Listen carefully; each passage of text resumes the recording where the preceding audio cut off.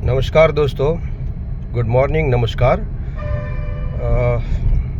આપણે લગભગ રોજ જોઈએ છીએ કે સોશિયલ મીડિયા પર વોટ્સઅપ હોય, ફેસબુક હોય, ઇન્સ્ટાગ્રામ હોય કે જુદા જુદા બીજા પ્લેટફોર્મ હોય, હજારો સુવિચારોનો ઢગલો ભરમાર થાય છે અને લોકો આમ ફટાફટ એને એમ જોવે છે, પછી એ ડિલીટ બી થઈ જાય છે. ઇન શોર્ટ, મારો કહેવાનો અર્થ એ કે આવું સાહિત્ય હાથ વગું રહેતું નથી. એટલે એક મસ્ત મજાનો નવો પ્રયોગ કર્યો છે. આવા કેટલાય સુવિચારો અને કેટલાય થોટ્સ હોય કે ક્વોટ્સ હોય, એને એક પેજ ઉપર ફોટા પાડીને એક પેજ ઉપર લઈ લીધા અને એક પેજ પર લઈ લીધા બાદ એની પ્રિન્ટ કઢાઈ અને પછી કટિંગ્સ કરીને એક નાનકડી આવી પુસ્તિકા બનાવી શકાય, જે પ્રાર્થના સભામાં બાળકોને આપી દેવાય. દાખલા તરીકે આ જુઓ તમે, સરસ મજાની નાનચકડી પુસ્તિકા છે.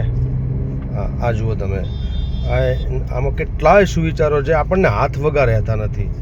જે આમાં જોઈ શકો છો તમે, જે થવાનું હતું તે થઈ ગયું, હવે જે થશે સારું થશે, બસ સમજીને ચાલો, જિંદગી જીવવાની તાકાત મળી જશે.